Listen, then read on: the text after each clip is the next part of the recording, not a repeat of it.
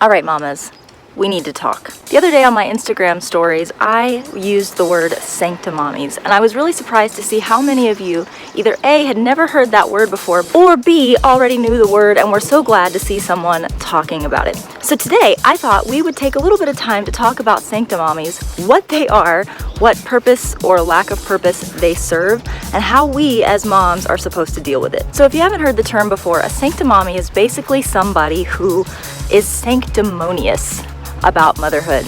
And what does sanctimonious mean? Sanctimonious means just sprayed water all over myself. Sanctimonious means that you perceive yourself to be better than other people, and you judge the way they're pursuing their goals or basically anything else that they're doing.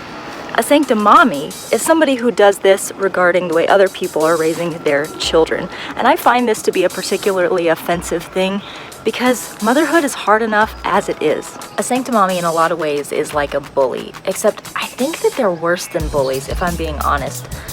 And the reason why is that at least a bully is just being mean, right? A bully tells you that those pants make your butt look fat, or that you're not cool enough to sit with them, or whatever else they might be saying to make you feel bad about yourself in general. But a sanctimommy, what's so challenging about them is that they do their bullying under the guise of concern. And this makes it really, really hard to figure out if someone is a sanctimommy or if they're genuinely trying to be helpful. A sanctimommy doesn't just walk up to you and say something mean or nasty. They do it with this pretense of trying to help you as though they have been sent by God from heaven just to help you be a little bit better of a mom. Now, I don't want to make it sound like every person who offers unsolicited advice is a sanctimommy. There are, I believe, people out there who have strong convictions about things and who truly want to help other moms, and so I don't ever want to make the broad assumption that anyone who gives unsolicited advice is a sanctimommy, but I think probably a good 90% of the time, if someone is approaching you without your permission or your request to give you advice that you didn't ask for, chances are they're probably a sanctimommy. I also don't want to leave anybody with the impression that you should just discount any unsolicited advice that you get. The truth is, any feedback that you get, any advice that you get is just information. And information is not something inherently scary or that we should run away from. But I think that as moms, we need to get really, really good. We need to be ninjas at understanding the difference between helpful information and not helpful information. So although all feedback is information, not all information is helpful. So how do we go about knowing what is the helpful information that we should pay attention to and what is the information that we should just crumple up and throw in the trash? For me, when it comes to deciding what is information that I want to listen to and what I don't, one of the first things I try to do is to decide, is this really about me or is this about the person who's giving me the advice? I'm generally of the opinion that people who offer unsolicited advice are usually doing it more for themselves than they are for you. And generally, if they're giving you advice to make themselves feel whatever they're trying to feel, that's information that is probably not helpful. So for example, if someone is trying to give you advice and they are talking about themselves more than they're talking about you, chances are this is about them and really doesn't have much to do with you at all. Now, I said before that all feedback is information, but not all information is helpful. So as an example, let's take a look at my house here. You see this big fat mess I've got here? That is real nice, right? Now, there are probably a lot of moms who would have something to say about the status of my house and the children living in this mess. The truth is, I'm doing the best I can because I am a work-from-home mom, I have 2 children, a business to run, a husband to take care of, and just life to try to live in the midst of all of that. If somebody wants to come at me with comments about how my house is dirty and my children shouldn't have to be living in this mess, and they offer no helpful advice except for I make sure that I keep my house nice and clean for my children, trash, in the trash. We don't listen to it, we don't pay attention to it, we move on. But the next thing that I want to point out, which is kind of related, is that just because feedback or advice is not put in a nice tone or is not exactly polite doesn't mean that it's not useful information. And I think this is where a lot of us moms really get it wrong. We sort of begin labeling everything as mommy shaming. Anytime someone offers advice, we just say, I'm being mommy shamed, and we don't listen. And I think it's important for us to really be able to understand that just because we don't like the tone of the advice that's being given, and maybe even if it is mommy shaming or someone being a sanctimommy, that doesn't necessarily mean that we can't do anything with that information once we have it. Say hi. Say hi. So if we immediately discount advice just because we don't like the tone of it, we're actually missing out on an opportunity to grow as a parent. And this really gets back to what I was saying before about how we need to really understand what is the difference between useful information and not useful information, whether it's mommy shaming or sanctimonious or not. Sanctimommies and mommy shamers in general, they do offer an opportunity for us to learn and to grow. The thing is, we just really don't want to use them to learn and to grow from. Because like I said before, the mommy shamers out there, they're not doing it for you. They're doing it for them. So I think it's important to take what we can learn from the mommy shamers, because there is a nugget of advice, there is a nugget of helpful or useful information in there somewhere. We have to be able to dig out that helpful nugget, that useful bit of info, and then do our own research to figure it out on our own.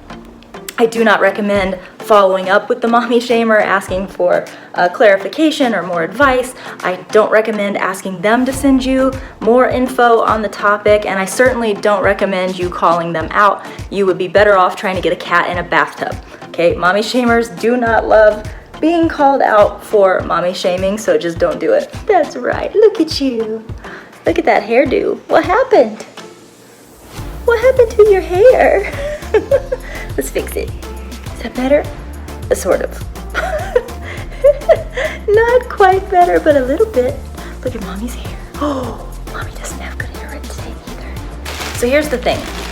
Sanctimommies are always going to be sanctimommies. They are always going to have judgment. They are always going to hold you to a standard of perfection that they can't meet themselves and that they know you can't meet. That's just part of it. As moms, we have to decide how much of it we're going to listen to and how much of it we're just going to completely discard. I just realized this whole time I've been looking at my phone's record button instead of the camera. We'll see how that turns out. But I think the most important thing to remember for our own mental health is that most of the things that Sanctimommies say truly have nothing to do with us.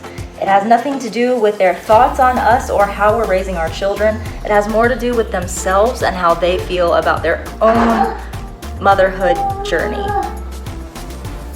You feel me? But I think it's also important that we recognize that all criticism, all feedback, everything we hear from everybody is just information. And we have to learn what to do with that information.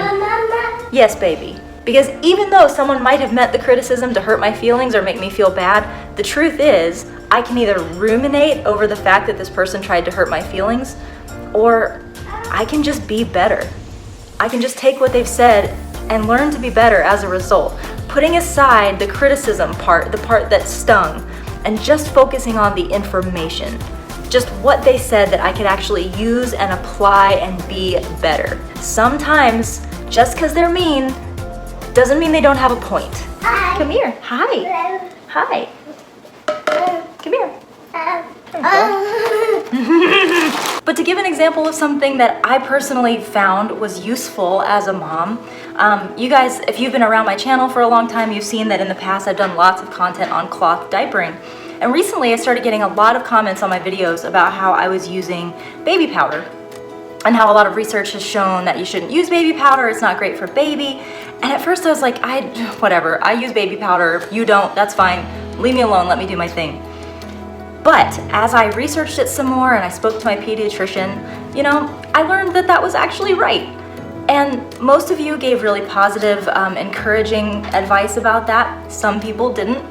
And I'm glad that I listened to all of that feedback, even though I never really replied back to the people who sent me nasty private messages about the baby powder.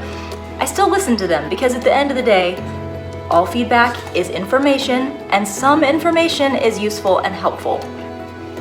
So I think ideally that's what I want the key message of this video to be, is that we all deal with sanctimommies. We all deal with people judging us, speaking reproachfully to us when they shouldn't, giving us unsolicited advice when we have no rapport with them whatsoever, and it's always frustrating, and we're always going to feel defensive when we hear it. But I think if we learn to adopt a positive attitude about it, if we learn to just push aside the criticism part and the feedback, the negative feedback part of it, and instead take the nuggets that we can and use them to make ourselves better, and then in the trash can with everything else, we'll be healthier, better people, changing our lives for the better. And the haters, the critics, the sanctimommies, they're just gonna keep on criticizing. And you might as well just leave them there. So that's gonna be it for today, guys. I gotta feed my son and go out and run some errands. Thanks for sticking with me till the end here. Love ya, mean it always, and I'll see you next time. Bye-bye.